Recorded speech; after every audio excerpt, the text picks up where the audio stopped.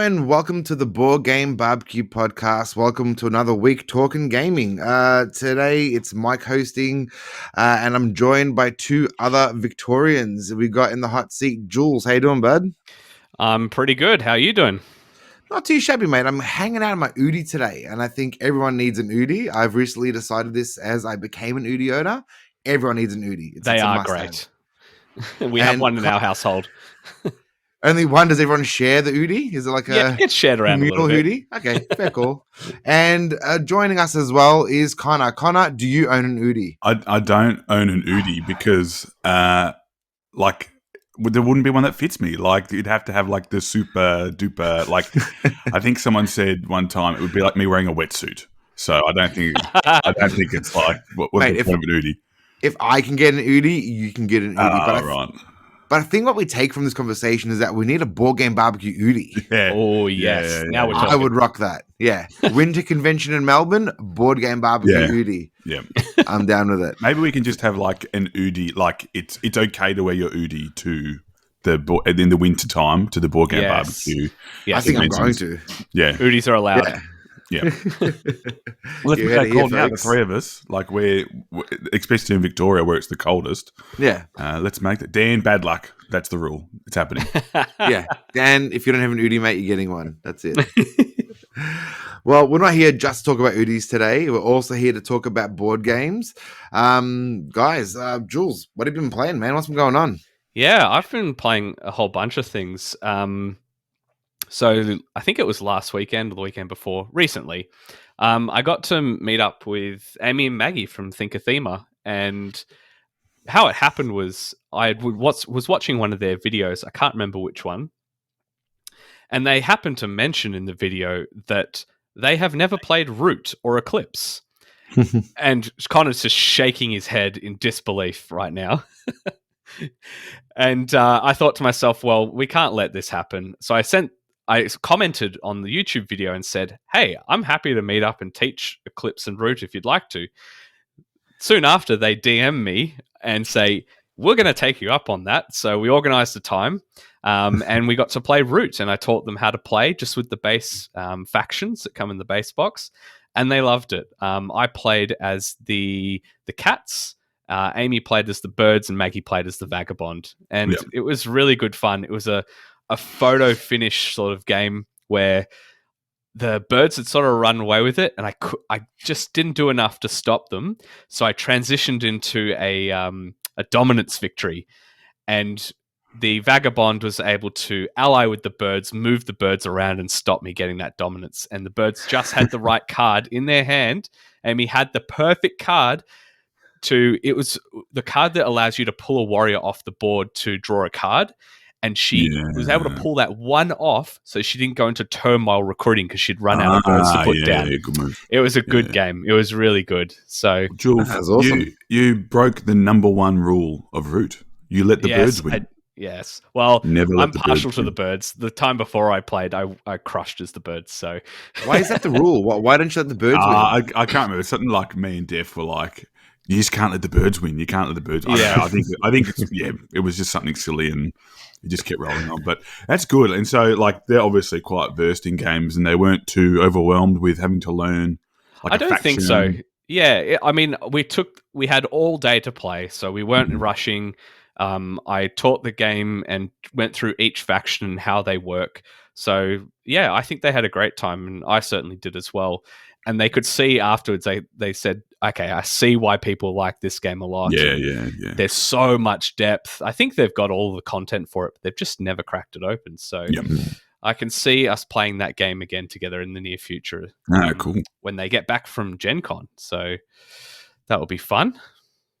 Very exciting. I'd be interested to see what their favourite factions are.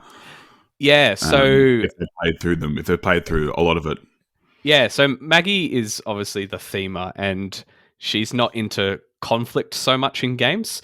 So she said, I would only ever play the Vagabond, but she's totally okay with that because there's 9 different Vagabonds you can play as. There's so much variety there, and it's a fun character. You're sort of doing your own thing. You're going on quests. You don't need to be aggressive until the right moment. But yeah, it was really good. You can be friendly with everyone. So let's be friends. That's right. Yeah. I'll help you. Take this. Yeah. But then everyone's mad at you for helping the other Yes. people. It's like, no, don't help them. Help me. Yes. Like, so. Isn't there another character you can be if you don't want to fight? Like I remember that one time that I played, Def played something where he was trying to sell things to everyone. It was almost like a little market. The Otters. The Otters. Yeah. So the Riverfolk Company, and they is that right? Riverfolk Company? I feel bad. Yeah. Yep. But they don't have to fight. But that one, we talked about this before, Jules. You need to be playing that without like being a snob / gatekeeper. But if you're playing that, you need to be playing it with people who know how the game works. Yeah. Because otherwise you're not valuing things, and they're like, well, I don't know if I want to help you.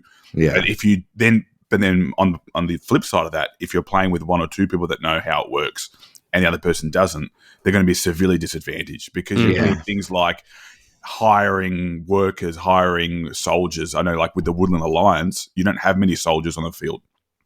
So you want to use the Riverfolk Company's soldiers to help you out. Some people want cards. So it is a good one, and that's a good point, Mike. That is one that you can also play if you're not super keen on conflict, but it's more of a negotiation type. So you're still sort of playing the game, but in a different way. Yeah, but fair call. You need to be a bit more experienced to get the proper value out of it. I get that. Yeah. Sounds like a good time, man. And did you get your so clips out as well, or just root? No, so we decided to just do root because first game for that's big enough as it is. We'll do a clip. We've parked the clips for another time, but excited to teach that one as well. That's a fantastic game. Yeah, so good. I played maybe, I want to say either 2/3 or 3/4 of a game with Sarah at the Sydney game day, and it was really late at night. And I was just like, I'll just jump in. I'll jump in because I needed a fourth person or whatever. And already I was like, oh, I can see why. Like, you love this game. Sarah loves this game. Def loves this game. Because I was like, you can go off on so many different paths. It really is a typical 4X game. It's really, really great. That's really cool. And Connor, I believe that you've been traveling the stars playing some games. Well, speaking of space travel, a bit of a spoiler for later in the episode, but my oath was to teach Harry and Def Beyond the Sun. We're able to do that. So that's really great. I've talked about this before. So if you like tech trees, if you like upgrading, if you like, and there's area control in this too. So which is interesting because a lot of the time, the advertising or what this game focuses on is the upgrading of the tech tree, which is awesome and it's so good. And always sort of that's quite flexible in the game. But what there is on the side is there's this area control aspect as well, and it's important to have the area control aspect because what you're then able to do is colonize those planets. And then that helps you automate, which helps you get more resources. So, and that's something that I think, without speaking for Harry and Def, they're like, oh, well, we didn't even realize that this was a thing and that was part of the game. We just thought it was, upgrade, get resources, win based on resources. But yeah, and some of the things, it's actually quite a funny game. I don't know if it's inadvertently funny, but some of the events that happen after you research tech for the first time, some of the tech, it's I don't know if it, like I said, I don't know if it's just my kind of weird sense of humor, but it's like the AI now gets sentience, so they, and it's like they have a mind of their own, and it's it's not super thematic, but you can make your own story as you go. Yeah. Oh, and it's just silly. It's like we were flipping cards over and having a laugh and whatever, and but yeah, no, this is really great. Have either of you two played this yet? I have. Yeah. Yes, I have. It was a really good game. The tech tree was like, it's not super hard, but I was really frustrated because I didn't know what to do. Just decisions. I didn't know what decision to make. And I remember that was that fun, which way do I want to go? Do I want to go really high up this path, or do I want to spread out multiple things? You sort of had that fun choice that do you want to, spread out a bit or really concentrate on that one thing to upgrade. It was pretty cool. Yeah. And I think lots of dice. Yeah, but it's not dice. Like it is. They're not dice. Yeah. They're counters. But yeah, I think we played on BGA. Because we're in 3 different states. But I just said to them, it is really nice having it all in front of you and having those the dice, as you said, there and seeing it all laid out. But geez, it takes up a bit of the table. It's It does. And I will say, it has dual layer boards, but they're barely dual layer. The bottom layer is almost like a piece of paper. It's so thin. Dualish. Yeah. Dualish layer. Yeah, it's stretching it, but yeah, it's not much to behold on the table. It does take a lot of room, but yeah, I've enjoyed the plays. I've probably played it 3 or 4 times, and I've thought it was good every time. It's not a game that wows me and blows me away, and I must own it, but I don't dislike it, and I won't say no to playing it. It's a different puzzle every time. It's cool that way. I can't remember the setup properly. Was there a lot of variability? Was it the cards you tech upgrade? Did they change around a bit? Yeah, every time. So the first 4 remain the same. Yeah. And then, so each of the different levels of tech, because there's 2 ways that you can play it. So there's one where it's totally random, where you have a stack of the cards and you draw. It's like you keep drawing, or you draw a couple, and then once you get to 2 that match the previous one, you can then choose out of those 2 which to use. Yeah. Okay. That's what I've played that way. Yeah, the other method of playing is you have a tableau that has the potential upgrades that you can choose. Yeah. So what that is, that's a bit more deterministic, and if you're a bit more of an experienced player, so not me, you can that way you can sort of plan to get the most out of your the tech tree effectively, and that way. And I guess at the same time, if you can see what the other players are doing and you have an understanding of what they're doing, you can then invest in or research something else that doesn't help them too much. But like I think as I was saying to the other 2 knuckleheads I was playing with, that it's a simple game, right? Like you choose an action, you produce resources, and then you take an achievement if you can. So it's really, really simple. But like you said, the puzzle comes from the tech tree, and the tech tree being different each time. But apparently there's an expansion coming out this year that's got a solo mode. So yeah, and there's heaps of content coming out for it apparently. So that came out 2020. I think I got my hands on it last year or earlier this year. So yeah, it'd be interesting to see where they go with it. Very cool. No, I like Beyond the Sun. I played a game yesterday I want to talk about quickly, and it's as fun to say it is to play. I'm going to be careful. It's called Bowsack. It's a game from 1987. Have any of you guys played this one? It's a dexterity game. No, I haven't. It was really cool game. So it really looks like some bloke's gone to his local hardware store and gone to the scrap bin where they get rid of all the offcuts and grabbed a bunch of those pieces and chucked them into a board game, made a game out of it. You've got all these really, really random wooden pieces. Some are painted red, which makes them a bit slipperier, and they're the harder pieces to use. But just looks like all these offcuts. And it's a dexterity game where you dump all the bits in the middle, and you got 4 gems. Each person has 4 gems. And what you do, you offer somebody a piece from the middle. You just grab any piece. Say, yeah, Jules, I want to give you this piece. And if you pick it up, you accept the piece. So you can't pick it up and see if it's going to fit anywhere and then put it back. Once you touch it, it's yours. So you can either put the piece onto your own area and you're building off one little block, or if you say no, you pay your gem and you give it back to them. Oh. So it's really tempting to grab the most annoying piece and offer it to somebody, but they can just easily go, nah, you're keeping it, and they pay the gem and you got to deal with it. And it was just a really fun sort of almost bluffing game. Like, oh yeah, I'm confident enough to do this, use this piece if you don't want to use it. Like, it was really funny. And looking around, I took a good video of everyone's little sort of structures they were making. And it just looks like a bunch of trash just piled on top of each other. But it was really funny. And for a dexterity game that played like 7 people at the time, it was really, really fun. And you can even play a bit faster and offer a piece to 2 people at once. So that way the game goes through really quickly as well. It doesn't take too long.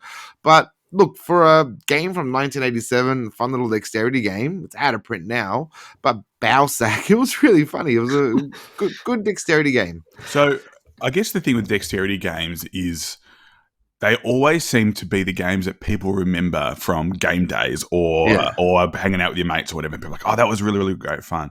My question is, I think these are great to have, like for you to own it, you to play it, and then pass it on to someone else. Yeah, because for me, like, I love them. Don't get me wrong. Like, one of my favorite games I've played in the last sort of 10 years is Flick 'em Up, which is ridiculous and so much fun. But you get to a point where you're like, well, we've sort of played it and exhausted it. So, yeah, this is obviously from the 20th century.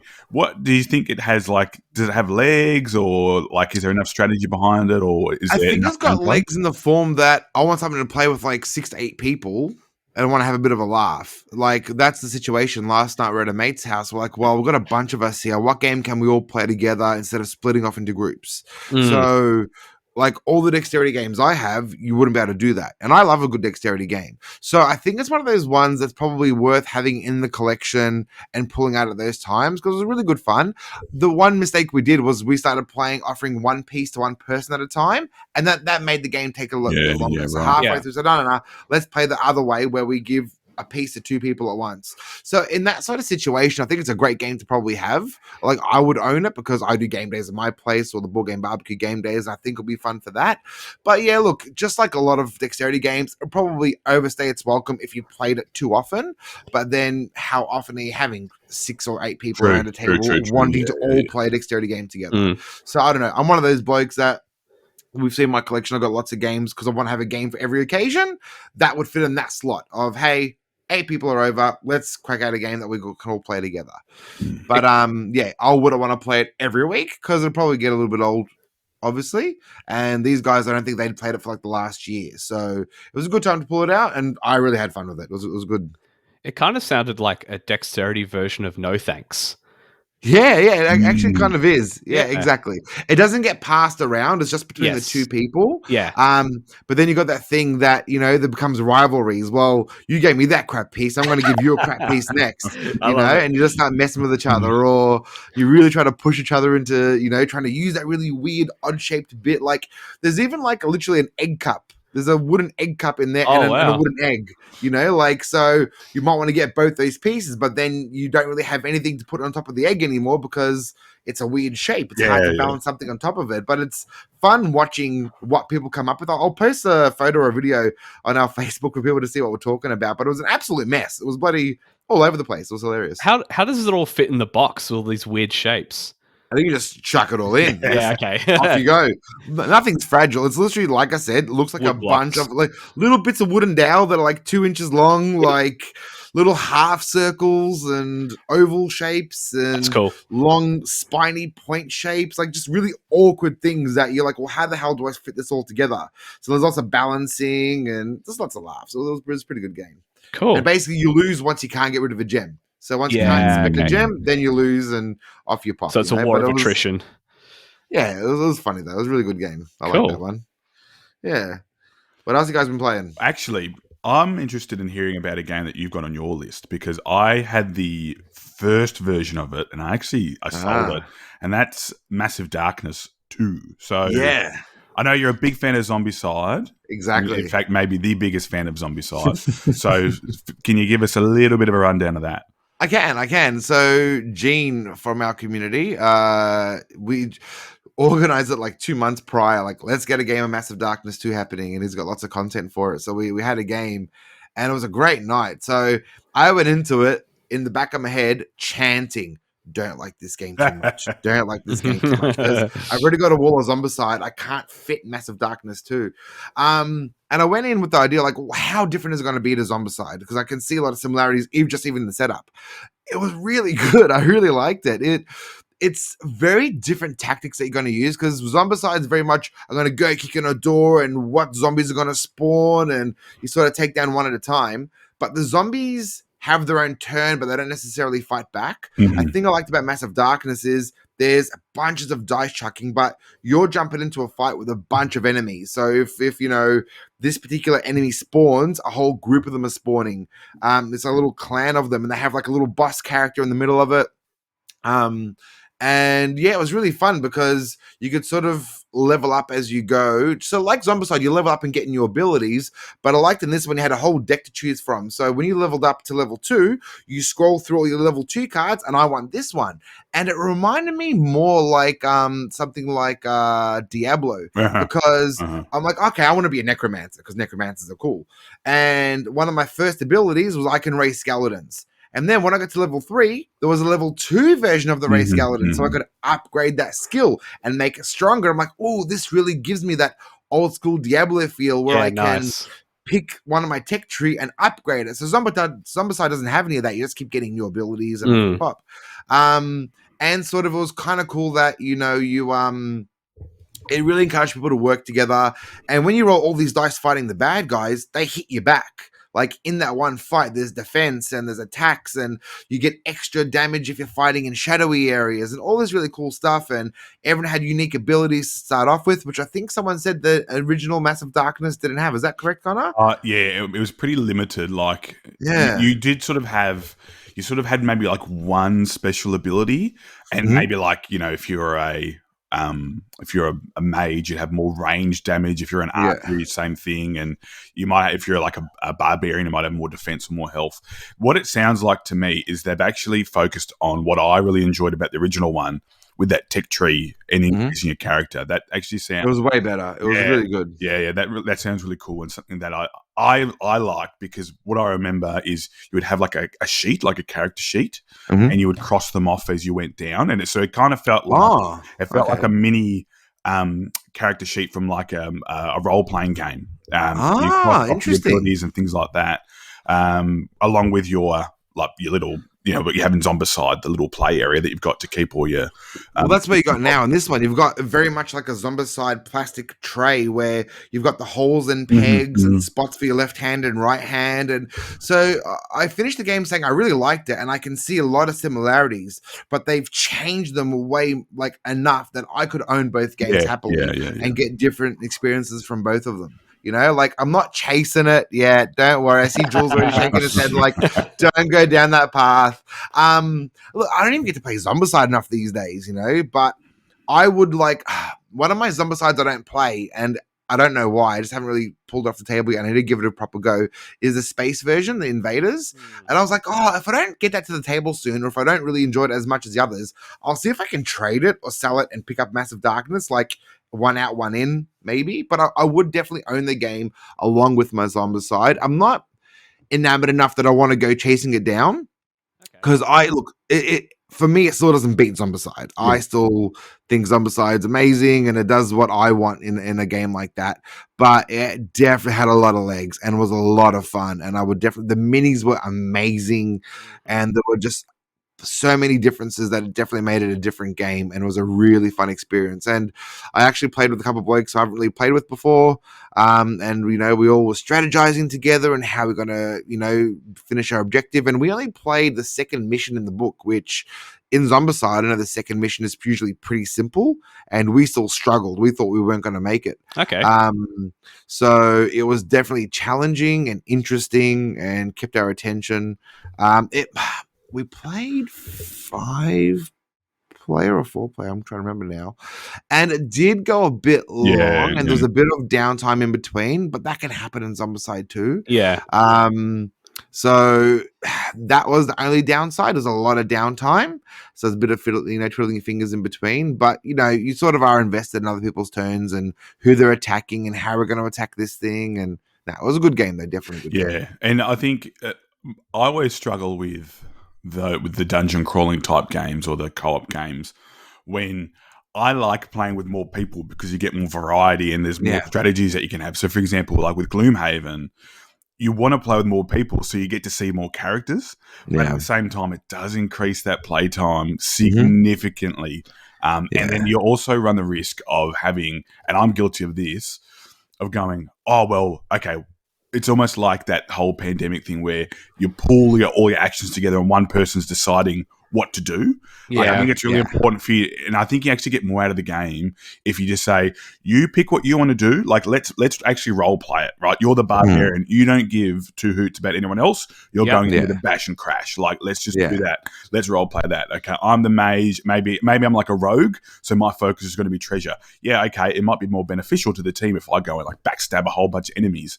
But would I actually be doing that? No, I'm going to make off like a bandit with this treasure. And I think that Gloomhaven does a really good job, I think, of the cards that you've got sort of shoehorning you in a particular direction.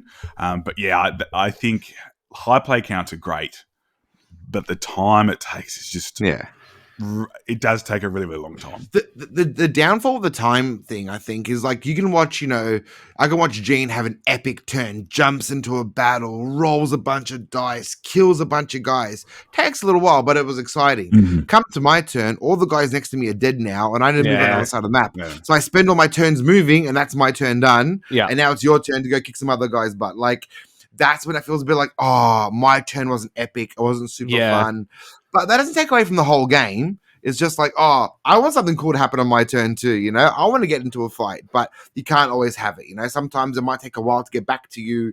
You have a bit of a dud turn where you have to sort of spend it getting somewhere, or, it might be even something good like completing an objective, but it doesn't have that exciting, I want to roll dice all the time. I want to fight. I want to feel like I'm on the edge, but even Zombicide, you have those moves as well. Like, I need to move 3 spaces down here, and that's my 3 actions. Oh well, and off you go. But you have that in non-cooperative games too. Like Exactly. Exactly. Cool turns. Like you do so many things. I'm just going to go get a resource. It's like, okay, love. Yeah. I think, and that's just. And look, you guys would, I'd imagine, be the same. Like I play board games to spend time with these people. Yes. The board games are a vessel for me spending time with people. Mm-hmm. And then also working my grey matter a bit. But in the end, like that's what it's about. It's about spending time having those memories. We talked about on the retreat last year how I can't remember who it was, might have been Dan. And I do apologise, Dan, if it wasn't you that this happened to. But we were playing Marvel Champions, and we were all doing these super cool like combos. And then I got to Dan. There was nothing left for him to do. He's like, okay, I'll just do this. And I was like, oh no, we should have left like some enemies for Dan to. Oh goodness, but good times. It was a fun experience. I'll definitely give it another crack. Yeah.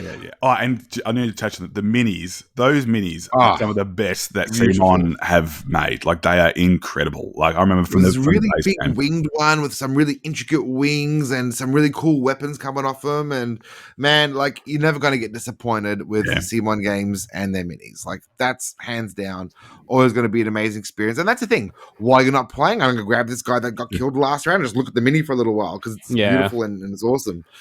Yeah, but very cool.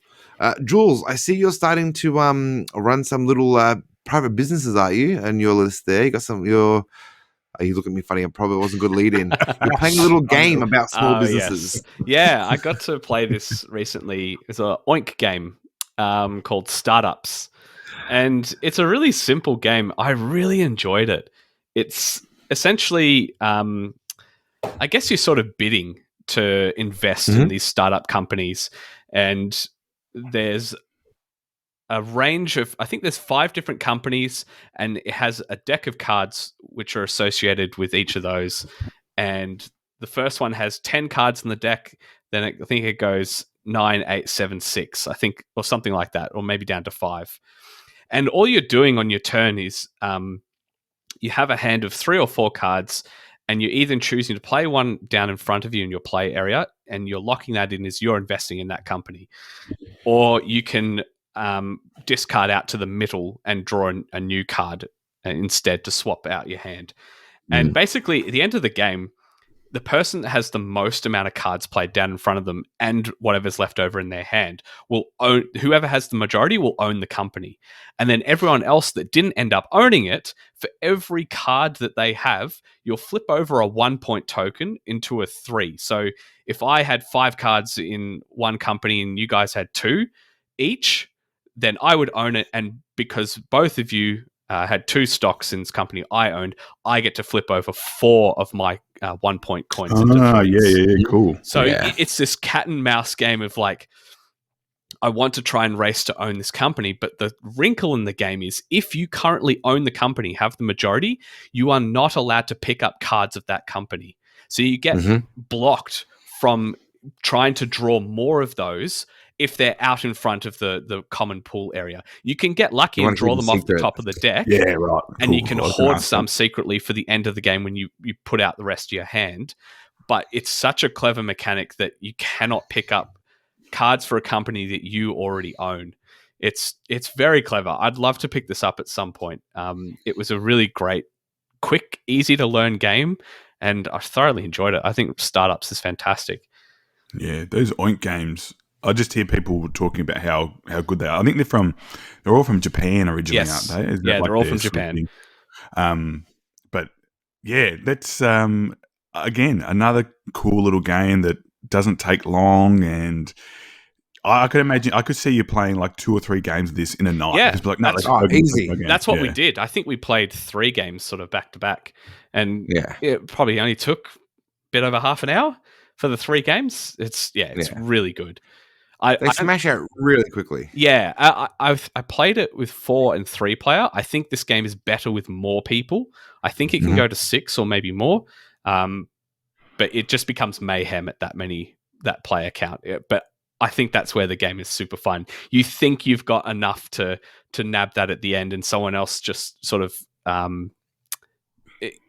it might have a one extra card that you didn't think was out there, because the deck of cards, I think you take a few out at random. I think 5 get removed, so you don't have perfect knowledge.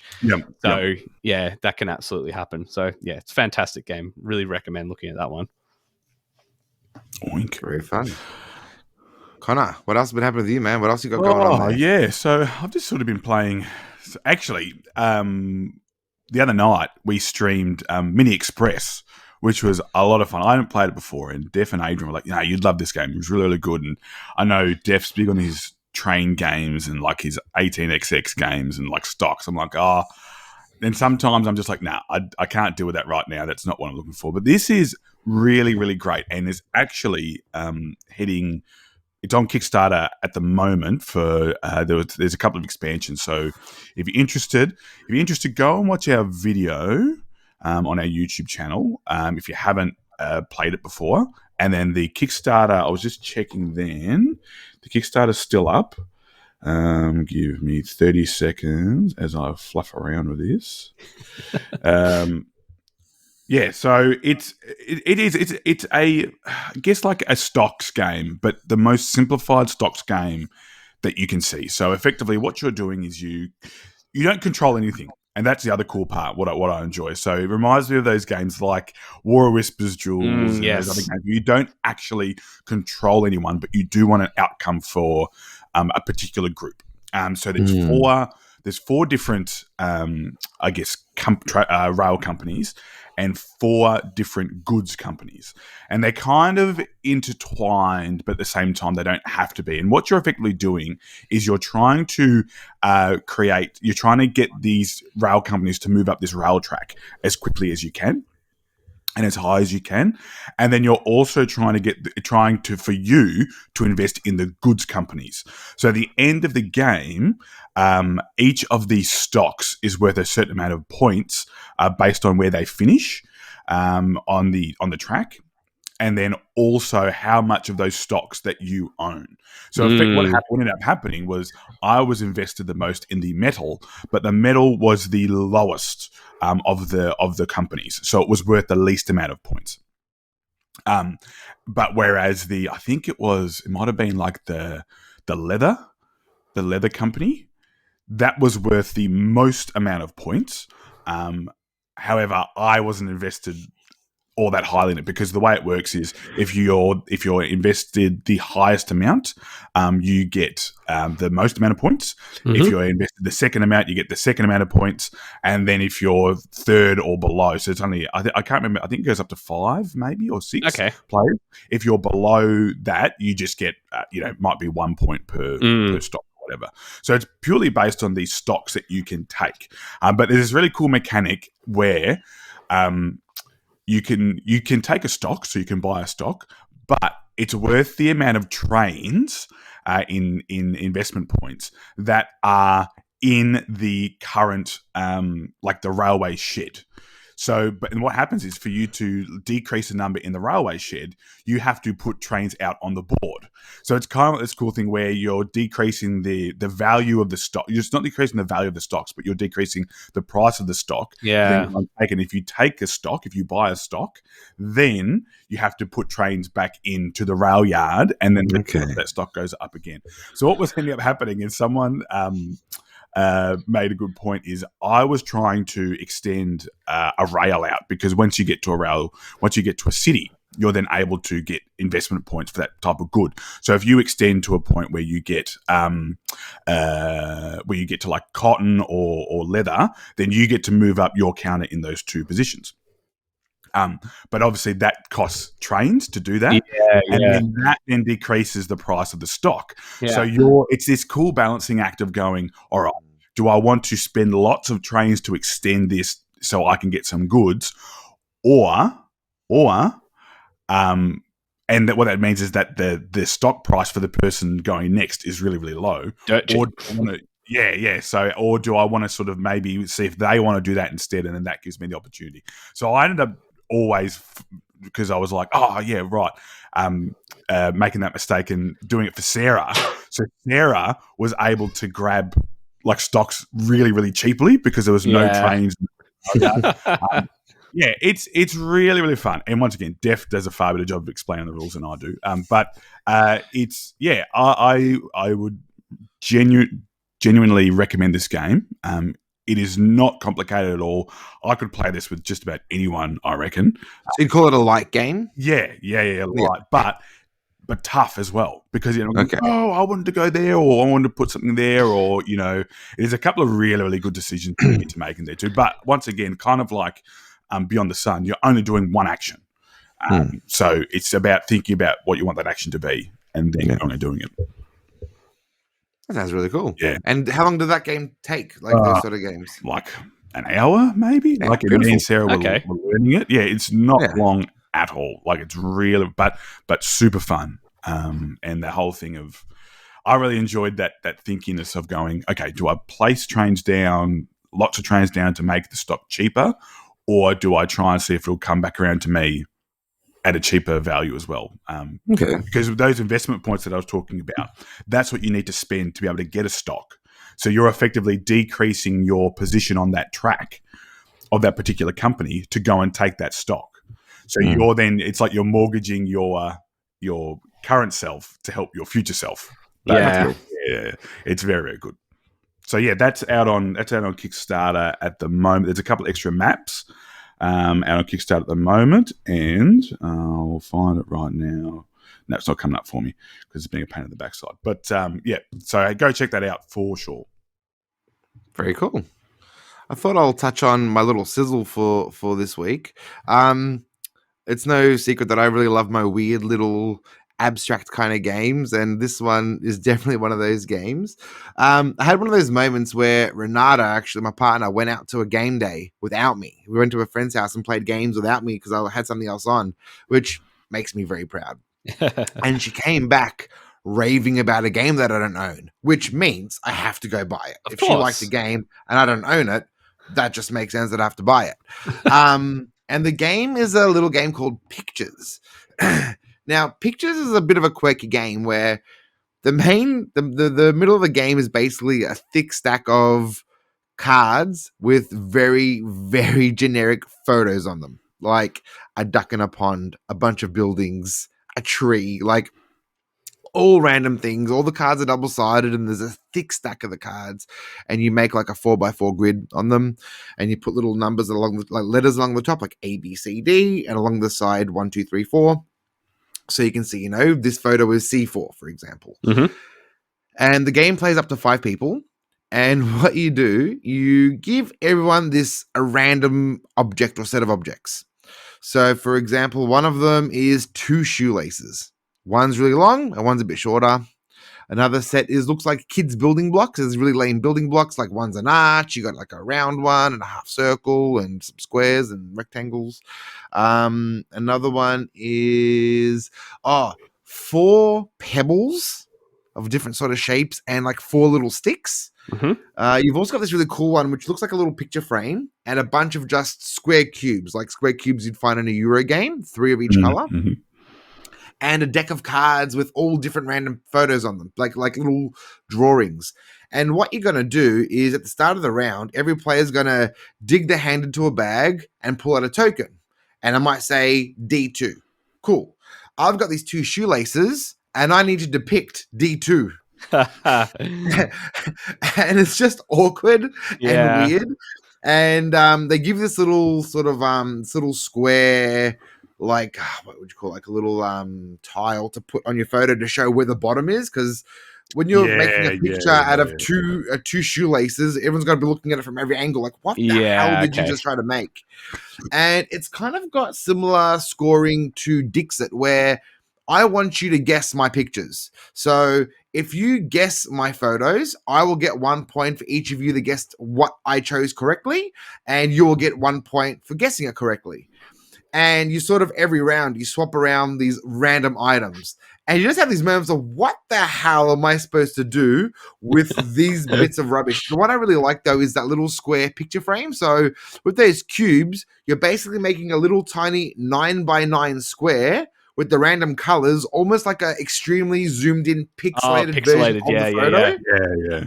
And that's my favorite one, because you're like, what the hell? There's a green cube there. What's green? And sometimes like, well, I ran out of colors. I had nothing else to put in there. But it's just a really cool little sort of expressive game. Like, well, this is how I interpret this photo. This is what I'm taking from there and how I'm going to try to depict it in front of me. And it's pretty quick and it goes around, and it's not going to be for everyone. It's not a heavy Euro game, but for your creatives, for people that like to have a laugh, I find it really fun. Like, I think it's challenging and it's frustrating, but I think it's frustrating in that really fun way. Like, how the hell do I make this? You know, but sometimes you have that moment that you think you're a damn genius because you put together these. I had this picture I had to do of this chipmunk eating like a nut or something, and I managed to arrange my blocks in a way that I think was just a clear image. Like, it was Picasso. I'm a genius. How the hell did I put this together so amazingly? And sometimes I'm like, well, good luck to all of you. Like, no one's gonna get this one. Let's see how we go. I know in a lot of those games, like the Dixit or whatever, you're not supposed to like make a comment on that. I'm trying to think. Like with letter jam or things like that. But sometimes you just feel like going, I'm sorry, guys. Like, I'm really sorry. Most of my turns start with I'm sorry, because you got no chance of trying to decipher what the hell mess I've just done in front of me. But it's fun. It's fun, and it's not super long. And you just got lots of those moments where everyone goes, that's what you were trying to do. And I love those moments in games. I think they're really fun. And it just brings everyone together, and everyone's working on the same thing, which I really enjoy. Sarah was actually posting some photos the other day of her playing with her kids. Yes. Like, even Ren was getting into it, and she's 3 or 4 or maybe even younger. So I think it's very kid friendly. And I even said one day, like, I'd love to get a deck of cards not from this game and play with those. Like, just get some random cards from Dixit or some other random game and try to use them instead, or print my own from photos from, I don't know, photos that I take or something. Like, you could probably do something really wild with this game if you want to put a different spin on it. And look, once again, just like we're talking about Balsac, it probably has a shelf life. Like, you probably don't want to play that every single week, but depending on the situation, depending on everyone's vibe, I think it's a really fun game to get out and just watch what people do with all these random pieces, even like, I first thought the little deck of cards would be a bit boring because they're little pictures of, like, I don't know, a clock, a fire. But the way you arrange them can make it really interesting. I had to do a traffic light, and I had a car and then a light bulb. And on top of the light bulb, I had a fire. That was my interpretation of, like, a red light. And on the bottom was a smiley face for green to go. That was my way I sort of tried to make it work. So it gives you lots of options to be creative in it. And look, pictures, I think it's really fun, and I think everyone should give it a crack at some point because it's just silly. You were talking about, like, sometimes you feel like I am a genius, and this picture I'm looking at now of someone, they must have thought they were an absolute genius. So they had to use the two shoelaces. And they had the picture is all these chooks in a row. And so they've done like this squiggly line as the outline of all the chooks. And I was like, oh, that is so, like, I would never think of doing that. But this person clearly has, like, that one with the colors and, like, the 9 blocks. That is so clever, because you're right. It's like, it's either that or like if you squint, it kind of looks like it. Like that. Oh yeah, this guy, you've sold me on this. I'm actually going to pick this up because my nieces would adore this game. And, like, my mum and my sister would. They would if I'm not mistaken, I think it was a Spiel des Jahres nominee, or even a winner. Actually, it is a Spiel des Jahres 2020. 2020, Game of the Year. Yeah. Yeah, Yeah. it was very And like popular. looking at the box, it's not super exciting. No. Like I would not walk past this game and usually want to pick it up, I'll be honest. But I don't know what they probably could have done to make it that exciting. Like it's a different kind of game and it's not a Euro, it's nothing like that. But it has points and it's a good social game. It's just fun for everyone. And like I said, I'd love to give it a go one day. And I would love to hear if anyone else has done that where they've used different cards or different images to play this game. But Pictures, it's a lot of fun and it's silly, and I think it gives you a fun way to be creative in a game. But it's interesting you talk about Dixit and why. I mean, Dixit's obviously got it's a great game. But why I really enjoy Dixit is because we can sit down as a family. We know the rules. We can play it. We can play it with just about anyone, like in the family, like number-wise or age-wise, and you could just smash it out. And then someone's been like, I've got my youngest niece she's 7 she's 7 this year. And she can play Dixit, and she would definitely be able to play something like that because, hell yeah! And they love they love doing arts and crafts and things like that. Perfect. So this is like, you've definitely sold me on. Do you know what I like about this as well? There's not only one of every token in there, so 2 or 3 people could be trying to do D3 with the 3 different items, different pieces, though. Yeah, with different pieces. That's so cool.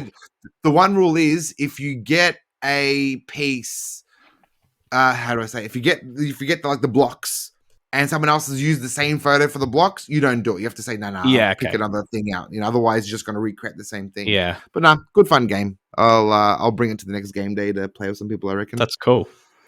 Yeah. Who wants to maybe talk about another sizzle of theirs? What you got for us, Jules? Yeah, so the same day I got to play Root with Amy and Maggie, we also got to smash out a game of Project L. Got to teach them that, which was a good filler because they said, "Look, you're teaching us a game. We want to teach you a game as a payment of sorts. let's share the load." A trade. And they said, "Is there anything you want to learn?" And I said, "Well, I know you guys got a advanced copy of Septima. I'd love to play that." And they said, "Sure, we love it." So I got to play Septima. I still don't know what to call this game. I'll go with Septima. So this is... I'm going to say Septima. Septima? That sounds a bit more Aussie. I'm gonna go with that. Septima. Yeah, Septima. Septima for 5 minutes. That's on my Google. But basically, if you don't know what Septima is, it's the latest Mind Clash game that was just finished its campaign on Kickstarter. I'm sure late pledges will be available in coming weeks when their pledge manager opens. But this was touted as the lightest game that Mind Clash has brought to the market. And I definitely think it is. But within the context of Mind Clash, it's light. But outside of that, it's still a pretty involved game. So in Septima, you're playing as a coven of witches, and you're trying to go through the forest, collect ingredients to brew potions and heal people in town of different ailments. It's a really nice theme. The artwork is incredible. Very lucky that the advanced copy or prototype copy we played with was pretty much a final one. It was had screen printed resources, wooden resources. Oh, beautiful. It was gorgeous. Absolutely gorgeous. But that's in essence the theme of the game.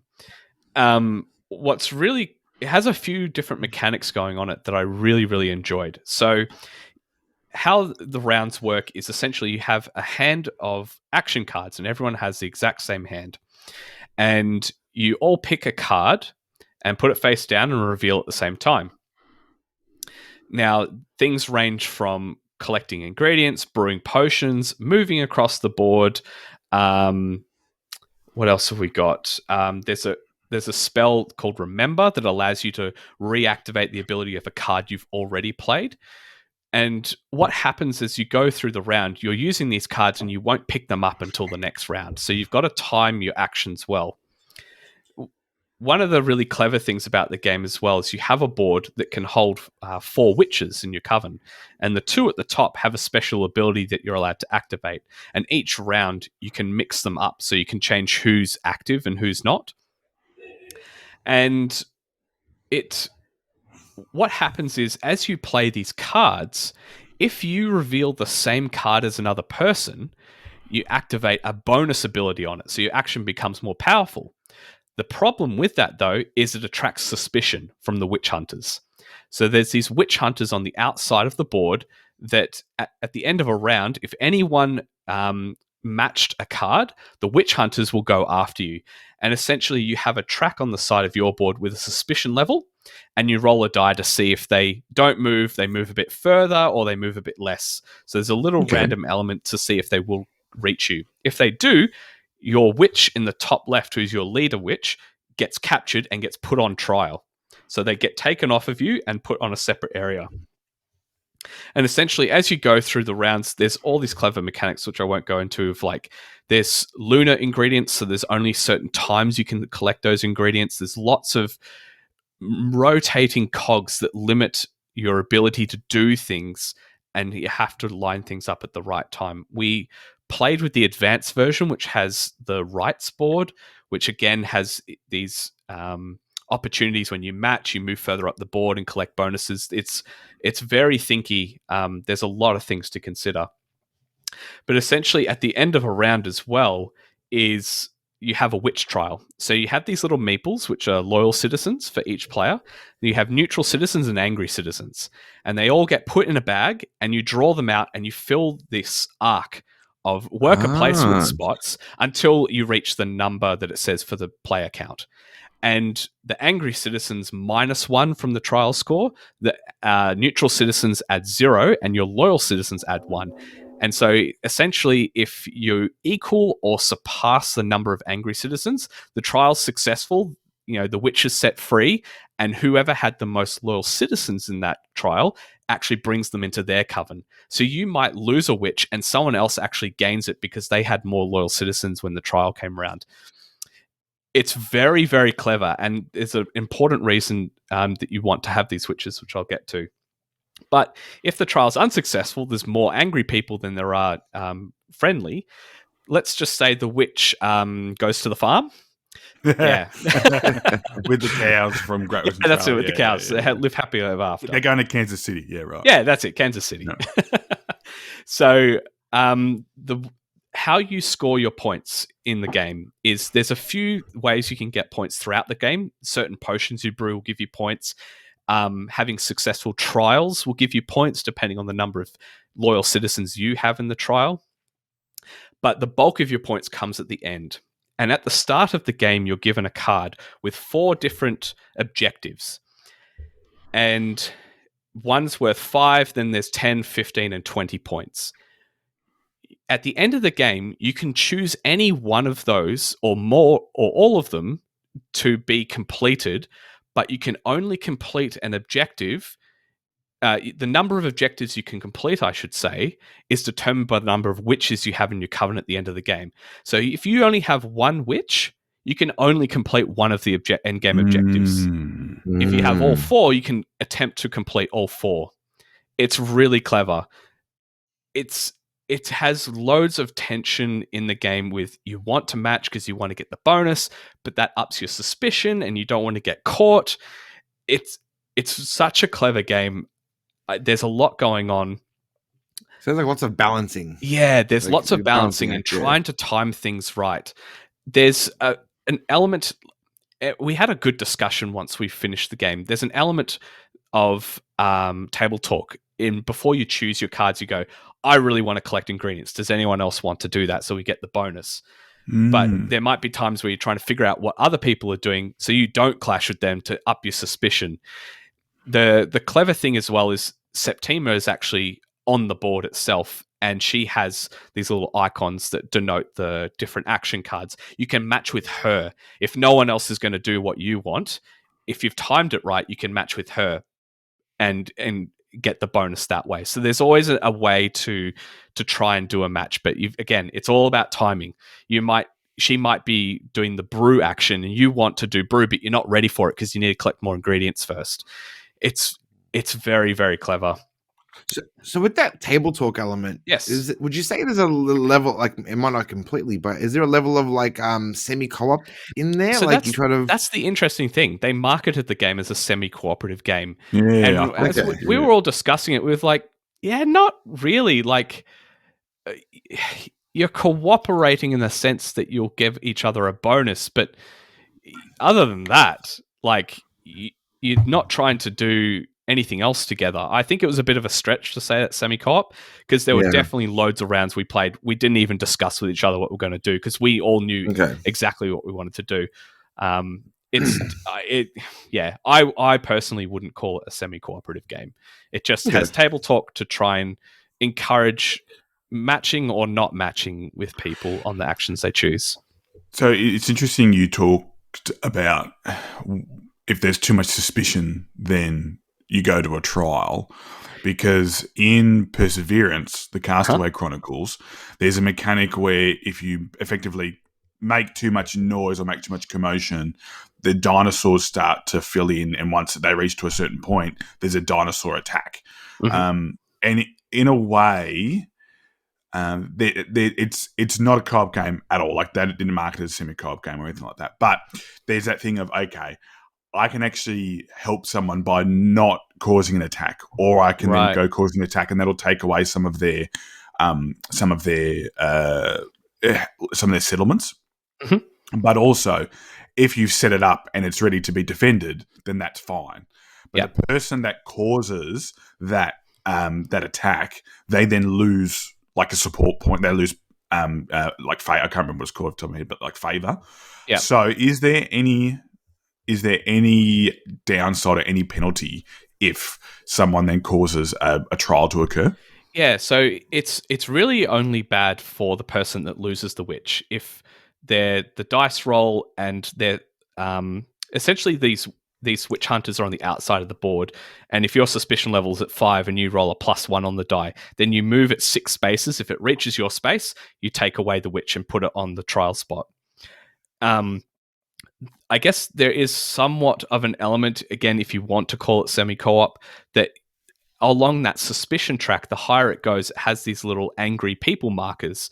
So when it comes to the trial, before you chuck all the people in the bag, you also add up each point that the person has passed that suspicion level on the track for every player, and you add more angry people to the bag. So if someone's really high, they might be contributing an extra 3 angry people to the bag, which is not helping the witch, be set free.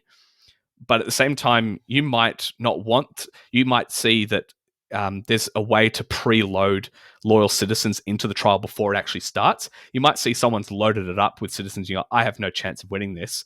I'll bump my suspicion up to put more angry people in. Hopefully it fails and they won't get lots of victory points and get a witch back. Because that's that key element, that the number of witches determines the number of objectives you can complete at the end of the game.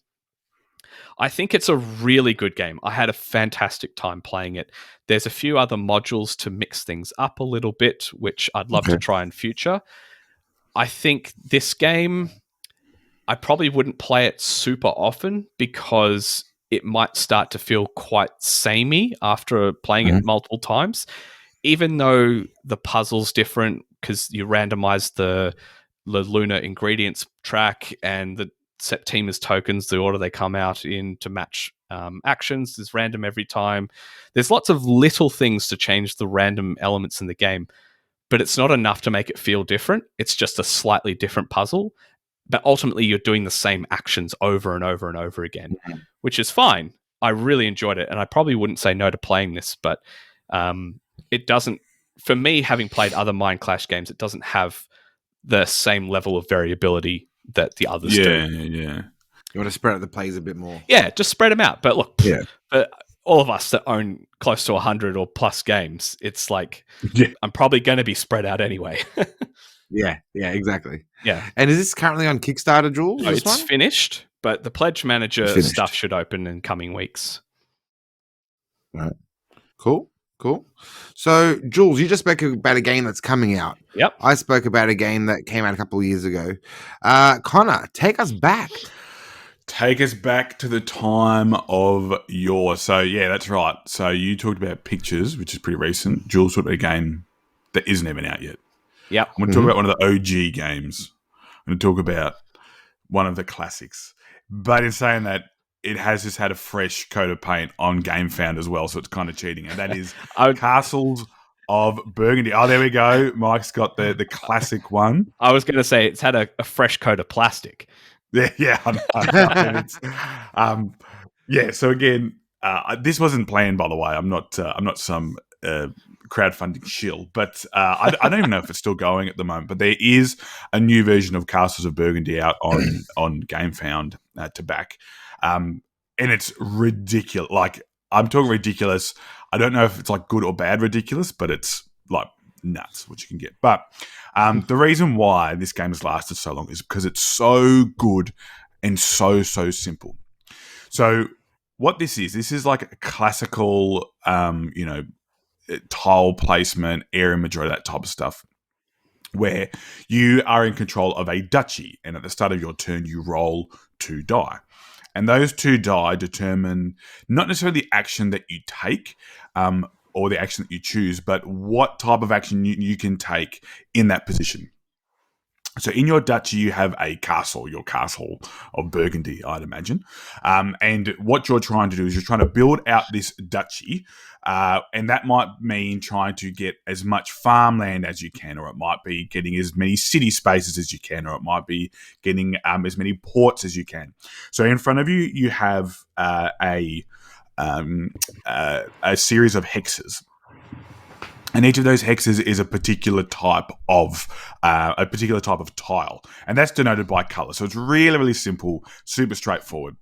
But in your turn, you get to take an action. So that action could be to place a tile in your duchy. It could be to take a tile from the market board. Let's call it the market board. It could be to take some goods or sell some goods. Sorry.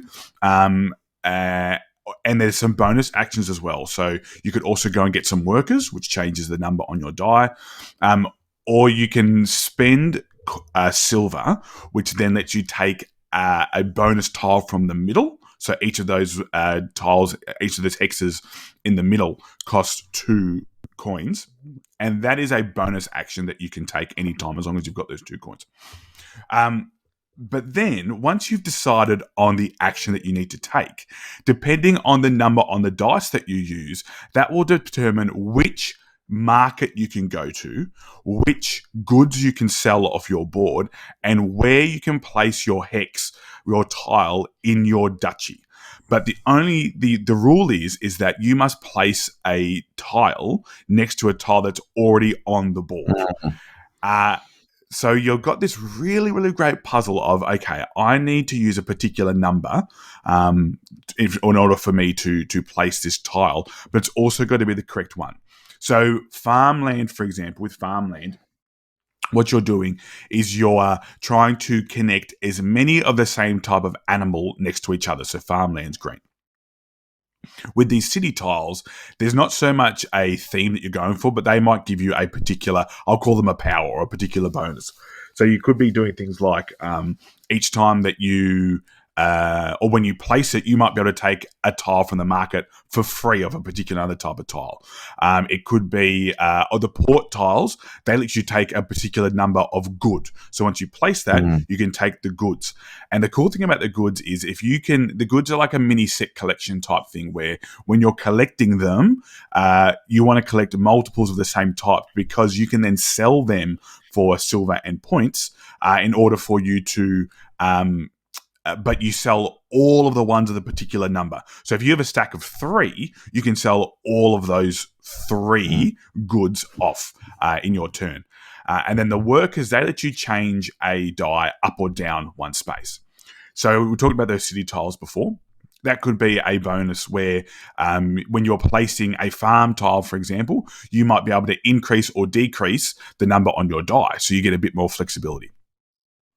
Then once you've placed your tiles, there's then a bonus if you're the first person to cover all particular types of a particular space, you then get that bonus. So if you're the first person to cover all your farmland, you get to take an extra five points and things like that. It is so clever. Like it's simple. It's so simplistic, but you can see why it's inspired so many other games. I tossed up whether to just go and buy the classic version, or do I jump on GameFound and back this new one? And I think I've talked about it before, but I really like this whole thing of GameFound and Kickstarter to an extent, where they're going, all right, let's get these classic games and let's give them a facelift. Yes, because you know that the game is there, right? Like you know that it's a great game. Like Castles of Burgundy, absolute classic. So what are they doing? They're just making it a bit prettier. They're making it maybe a wee bit more accessible. They're not creating a new game. They're not necessarily like trying to sell you with. Well, they are selling you with components, but you know that behind the components, there's a really, really good game. Yeah, it's less risk going into it. Yeah. And like it's just. I think it's a really, really clever system. The other great thing is that, so if we're all three of us to play, our duchy would all be a different layout. So I think I had one where all of my castles were in like on different sides. So like up the top, on the side. And that makes it a bit more difficult if you're like going, I kind of want to connect and place the castle down. Or it could be you might get a bonus where you get to place an extra castle down just for free, and it doesn't have to be connected. Because correct me if I'm wrong, Mike, but do you place your two castles down at the beginning, or just place one? I've played it once, and I'm struggling to. I feel like it was two.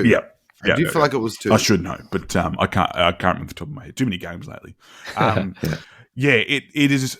It's really, really good.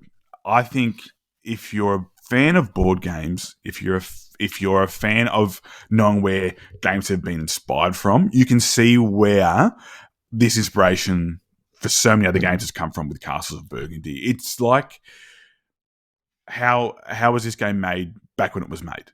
Because it's so clever, and it's so relevant, and it's quick. There's so much depth there. There's things that I love, like combos, scoring throughout the game, like the drafting. Yeah, it's so good. You know, where you're and then one of my favorite mechanics, right? This is so clever. Once you create a cluster of spaces, so once you complete a cluster of spaces, you get points for creating that cluster, right? The earlier that you do that in the game, the more points that you get. But it's harder to do it. Yeah. And I'm like, that is so smart, because then you're going, what? Why hasn't someone like done this before? And then of course they have, because it's such an old game. But that for me, that really sold it, because you're then investing. Okay, do I really push hard to get this one done and earn some early points? But then I might be mortgaging myself later by not having enough space left. It's just really, really clever. I would play this game if someone's like, want to play Castles of Burgundy? Yep, 100%. It's probably one game that I think is really missing from my collection, and I felt bad for not playing it for so long, but being a fan of board games for so long. I really enjoyed it. I played it recently because a few people in my game group started bringing it to the game days, and I heard a lot of commotion from the hate drafting going on. I'm like, oh, I want to see what's going on here, and I saw dice and the boards, and I played with a few of the guys and had a really good time. And Joe from our community just got in my brain and kept drafting the tiles that I wanted before me, because he was like right before me in the turn player order, and it was killing me. It was driving me mad. He just got in my head every time, and I had a really big patch of the grass there, the farmland, so I was trying to get some good collections of all the animals, and he just kept beating me to him every time, and got to the thing like, I know what I'm going to do, I know. And then Joe took what I wanted, and then I'm like, all right, guys, you all need to wait while I re-strategize now, because he just stuffed up my whole bloody turn. It was good fun. I really liked that game. It was a very, very clever game, and lots of good decisions in that game. And point salad, you can go so many different routes to victory. It's really, really fun. And then so that's sort of like the in-game bonuses. Then there's tiles you can get that's your end-of-game scoring. Yeah. And that's really cool, because then you start to focus on, okay, do I want watchtowers? Another great one is, so with the city tiles, you can't have more than one type of the building in that city. But there's a city tile that lets you break that rule. So there's some stretches that you want to try and complete. So these clusters of buildings that want to try and complete. And if it is the city ones, like, I don't know if I can or how I'm going to do that. Well, I have to play it perfectly. But if you grab that tile, that lets you break that rule, and you can just like any yellow tiles you can put back in there. You were talking about how Joe was taking your tile. Like, I wanted that one. Because we play it on BGA, you don't always have that immediate, oh my God, you've taken that tile, until you go and have your turn. So like, you might, it's not always great, but you might go and grab like a bite to eat, or go grab a drink, or chat to, your partner or whatever. Pat your dog. And then you come back to the screen. It's like, wait, who took that? Oh, you took that. And you're like, I can't believe you took that one, you jerk. And isn't it more fun, Connor? Isn't it more fun when it's not happening to you, but you watch it happen to someone's face, and they come to the table and you see them look in the spot and then stand back, and then you see them just inspect everyone's board, see who bloody took my piece. Ooh. I love watching that happen. Again, and like I said before, that's part of the fun is you go, like, I can't believe we're on the same, on the same neural link. We were connected, and what gets me though is, so with the farm tiles, the points that you get is based on the number of animals on the tile. And I don't know what the old version was like, but I could imagine like the art might not have been super duper clear. And it's like, how many are these sheep? Are these cows? Are these are these pigs? Like, I don't know what they are and how many there are on there. So I'd imagine the newer version is sort of updated that a bit. But yeah, absolute classic. Please, if you haven't played it, go and play it. It's on BGA. Really, really great implementation on BGA. And yeah, find a couple of people to play with. How many did you play with, Mike, when you played? I felt it was a big game. Does it go up to quite a few? It might. I've only played it at 3. It says 4. It would have been a full game then. It was 4 at least. Yeah. But 3's great. 4, I can't imagine would add too much time. But it might make things a little bit tougher. You haven't played it, Jules, or you have played it? No, I haven't played it. I've watched videos on how to, so I'm familiar with it. But yeah, I just haven't. I don't own a copy, and I don't think I know anyone that has a copy aside from you, Mike. So a lot of people in my game group do, man. A lot of our guys say, we'll get you a game. I think you'd like it. It's fun.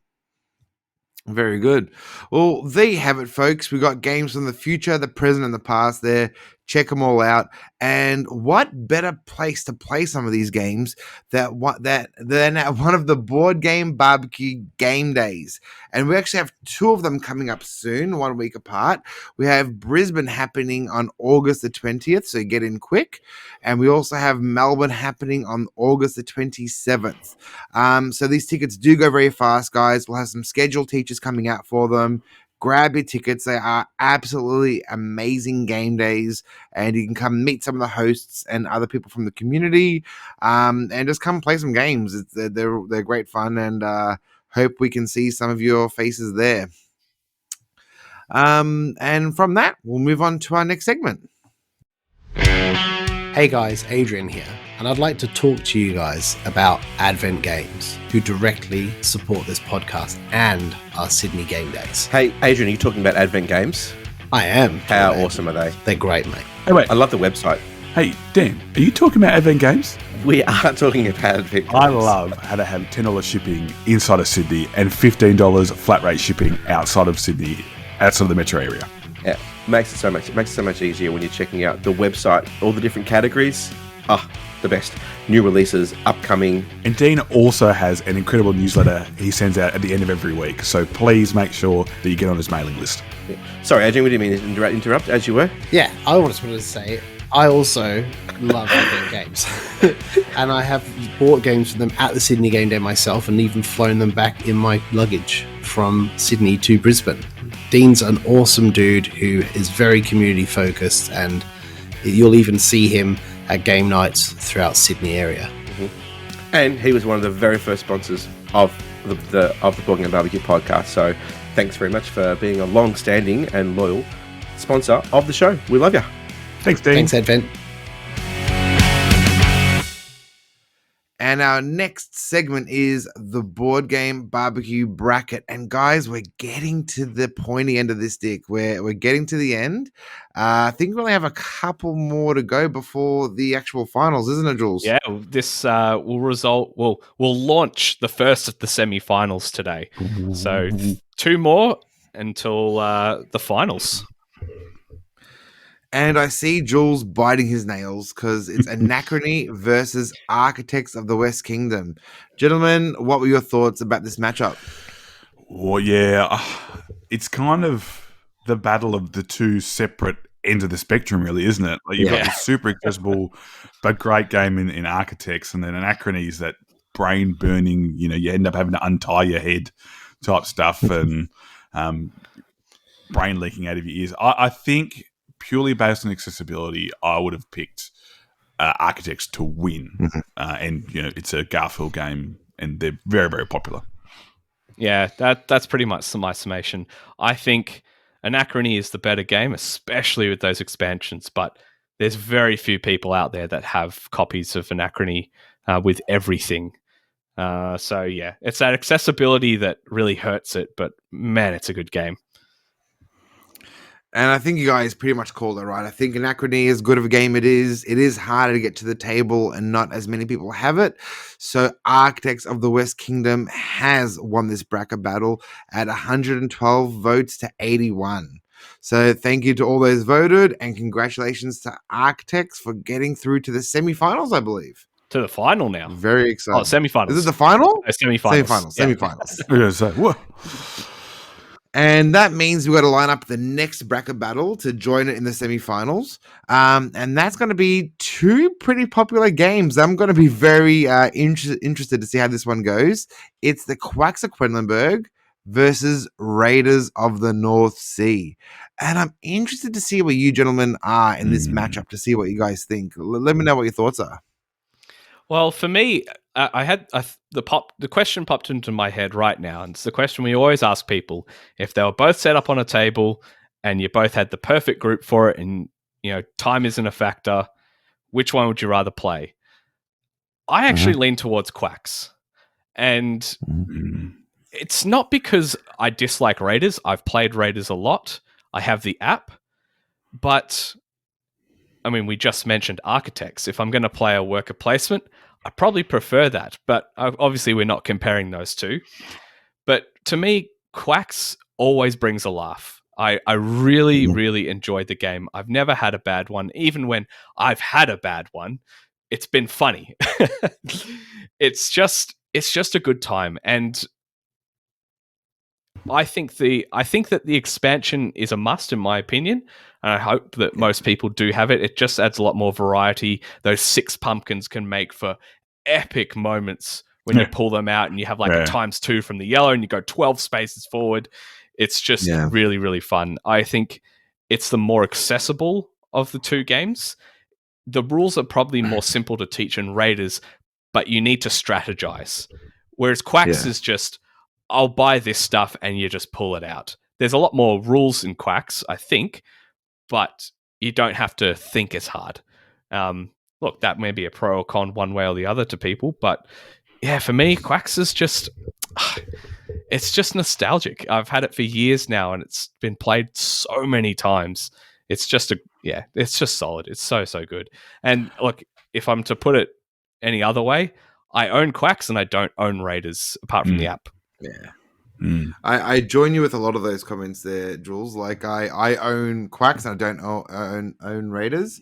Raiders, I had a bad taste in my mouth from an online play like a year ago, but I played it again recently and quite enjoyed it. And I did play the base game, and I have heard the expansions do give it a bit more spice. But at the moment, I feel like Raiders could get very samey very quick, whereas with Quacks, especially with expansions, the way the game will change every time that you play. And once again, I'm in it for laughs. I want to have a fun time. I want that tension. I want to see people disappointed when they bust. I want to be disappointed from busting. I just push my luck nonstop in these games, and I love it. It's crazy because you're either going to do extremely well or extremely bad. I'm usually extremely bad. But any game that you play and have a bad play of, but a fun time, that's a big winner. And I think Quacks of Quedlinburg definitely ticks that box for me. How about you, Condog? Yeah, I think you guys have hit the nail on the head there. You talked about the difference between Quacks and Raiders is that I don't think I've ever had a bad game of Quacks. Whereas I could definitely see having a bad game of Raiders. The other thing to consider too is that, so there's Raiders of Scythia that's out at the moment as well, and that is kind of like the complete edition with a new skin. I think overall it's a bit better. You were talking about nostalgia. I have so many great memories playing this game with people who are no longer here. Like I've got videos of playing with my dad, all that type of stuff. So for me, it's hard to sort of separate that from the actual gameplay behind it, but 100% in that when you play this game, you play it for laughs. No one's going to sit down and play Quacks and be like, I'm going to play this advanced strategy, bro, because it's never going to work. I the other thing I remember too is talking about playing with my family is I specifically remember going into it and we're teaching someone, I think we're teaching, so my family played it heaps, but we're teaching someone new the game. And I was explaining how the mandrake roots work. It's like, oh, well, you get to take your previous one out. And my brother smugly goes, oh, that never works. Like, don't ever bother doing that. It doesn't work. And I was like, is that so? You can't win. No, you can't win by doing it. No way you can't win by doing it. I was like, okay, let's see how this ended up winning. And nice. So it's that whole thing of like, yeah, okay, it could blow up in your face, literally, or it could actually work. And I think there's that perfect balance of I could play the exact same strategy twice in virtually the exact same way, and I could come last or I could come first. And for some people, that's going to be really, really frustrating that you don't have that variability with Raiders because of the method of place a worker, pick up a worker. But like you said, you're in it for laughs. You play that game for a different reason than you would play a game like Raiders of Scythia. And that's not always fair to compare them. But for me, I agree. Overall, Quacks is the much better game and definitely my more favourite game than Raiders.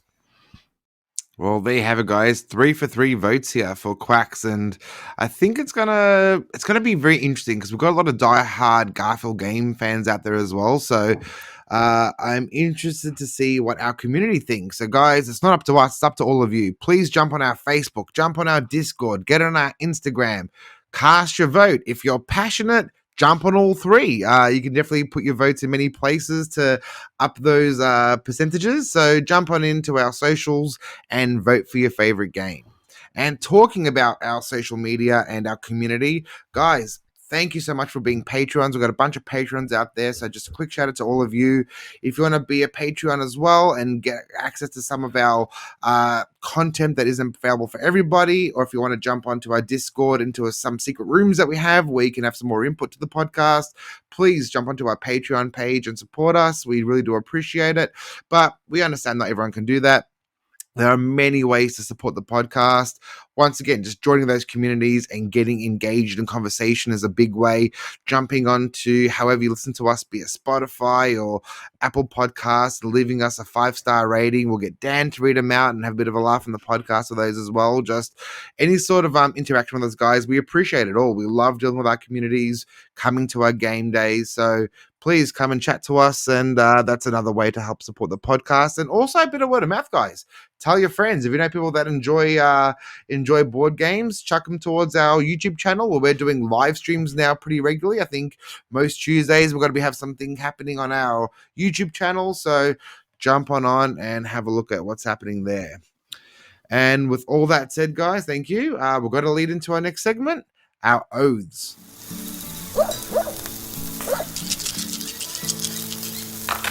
So as always, folks, I'm sure, we're going to have 3 successful oaths here. So I'm excited to see how everyone's gone. Let's start with Connor. Connor, how have your oaths gone? Well, I only had one. And as before, I ticked it off. So that was not ticked it off like it's mad at me, like I ticked it off the list. So that was to teach Harry and Jeff Beyond the Sun. Talked about that. Great game. Please, if you haven't played it or would like to play it, let me know. I know a couple of people did say they were interested. So if you'd like to, hit me up and we'll find a time to play it together. I think we're lining up another game soon. In terms of a new oath, I think I'm on pretty quickly again. But in saying that, I did get a a little while ago, I got a new deluxe expansion for Marvel Champions called Sinister Motives, which is a Spider-Man based one. So I'm going to put a little caveat in to say that this may not get done, which we don't accept that. But anyway, I'm going to say it anyway. But you're going to try. I'm going to try to get it done by the next time on the show, which I think is next week. So I, Connor Devine, swear that next time I'm on the show, I will have started the Sinister Motives campaign for Marvel Champions. If you're listening and you think there's 2 heroes that I should play through the campaign with, I'm pretty much up to date with all the content, I'm pretty sure. So if there's some that you think I should play it with, please let me know, and I'll see if I can make. And if you've got any good deck suggestions as well, like an aggression, justice, leadership, or protection deck that you think would be helpful, please let me know, and I'll play through and see how I go. But really looking forward to playing that because Spider-Man is a very, very cool hero. Very exciting. Look forward to hear about it. Jules, how'd you go, mate? So success on my end. So I had an outstanding one for Ortus Regni. I did get to play that with my brother. I still don't feel like I understand the game though, so I want to dive into it. It's as I've explained. That's one with no text on the cards. Yeah, no text on the cards. So I know it's going to take a bit of time investment to learn it, which is fine. But I need to do some more plays. But I have played it, and I've gotten a glimpse of the strategy involved in that. Excuse me. So yeah, really enjoyed that.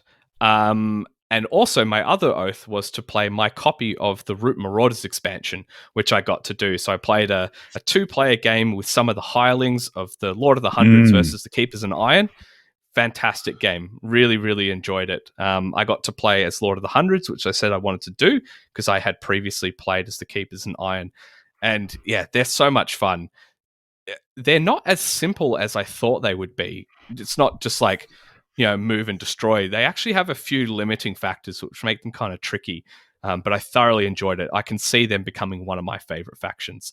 I found I like the more complex factions in Root, not because, look, they're hard to win with, which is fine, but I just enjoy the puzzle and trying to make them work. I really find that satisfying in the game. So that was my 2 oaths. So those are completed. As for what's coming up next, so I was very excited this week. We were very privileged to get sent a copy of a game that's coming to Kickstarter soon, which is by the royalty of Ryan Courtney, who designed Pipeline. Bitewing Games has sent us a copy of Trailblazers, which is Ryan Courtney's next game. Essentially the theme is you're creating kayak, biking, and hiking routes. And it has all that juicy, puzzly goodness of building that sort of that pipe network that exists in Pipeline, but you're building all these routes that tangle together and you're trying to complete loops to score points. I have played it a few times solo now. It's really challenging, which is excellent. We want that in a solo mode. And I've gotten to play it 2-player so far. But my oath is going to be to play all the modes of play. So it comes with an animals expansion, and then it also comes with another expansion that has actual meeples in kayaks and people on bike and people hiking. And that is a totally different way of playing the game from the rules that I've read. And I'm really intrigued by that. It's almost like there's 2 games in one for this box. The components, I have to say, are fantastic. They're all those PVC cards, like in the Chip Theory game. So it's all waterproof. You're not going to fray your edges, and it comes in a nice sort of hard shell case to keep the base game in. The meeple stuff won't fit in there, but it's so compact, but there's so much game in it. And if you like puzzles, you're going to love this one. So I will talk about that more after I've completed my oath. So I, Jules Watson, swear to play all of the play modes for Trailblazers by the next time I'm on the podcast. Very cool. Interested to hear more about that one. I had 2 oaths. I swore to play Viscounts of the West Kingdom, which I can say I successfully did. It was awesome. How good I is it? really enjoyed Yeah. that one. Yeah, it's so different. Like, as me and my friends were playing it, we had a very good teach by Joe.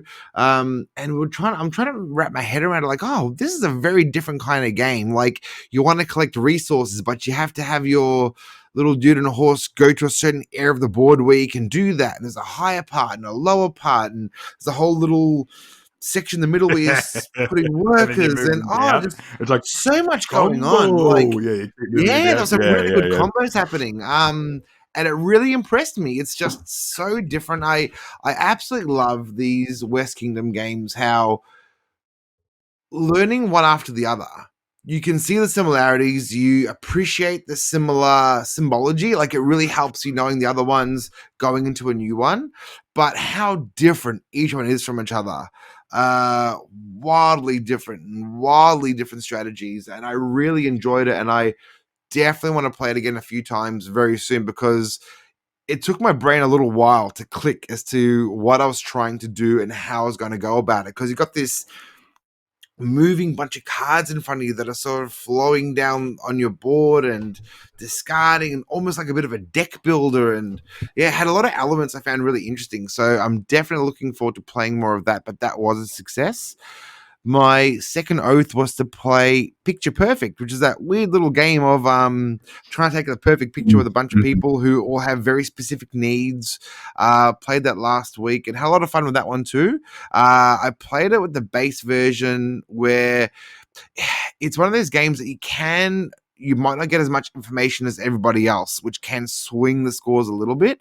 But there's an auction variant as well I want to try. We can auction for certain information to make it a bit fairer. So I'm looking forward to giving that a crack next.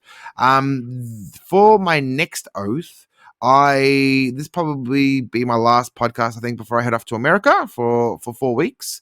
And a part of that, I'll be going to Gen Con, which I've mentioned. But in Gen Con, I have signed up to play a game that I'm really excited about, and that's got to be my oath. I'm going to get to try the new Clank Catacombs, which is the new version of Clank. I love Clank, and this has like a whole tile-laying thing about it as well, where that's how you build the dungeons. So I don't know too much about it. I just know it's a brand new version of Clank. It's not an expansion. I have played both Clanks and I absolutely love them, and I think they're really fun deck builders.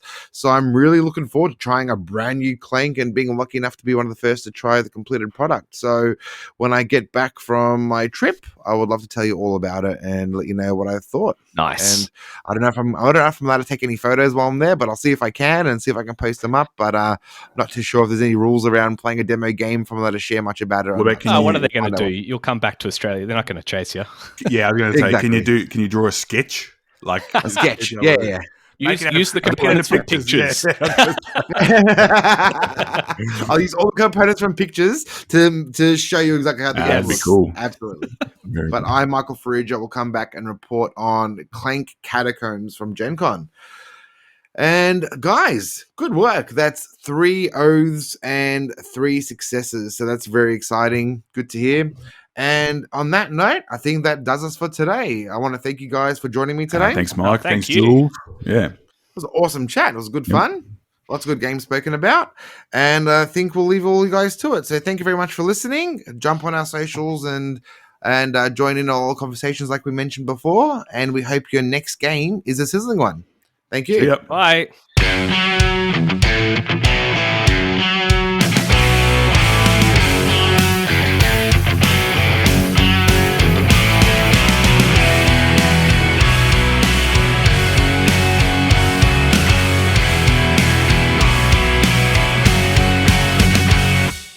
That good? I think so. Done. Done. Smashed it.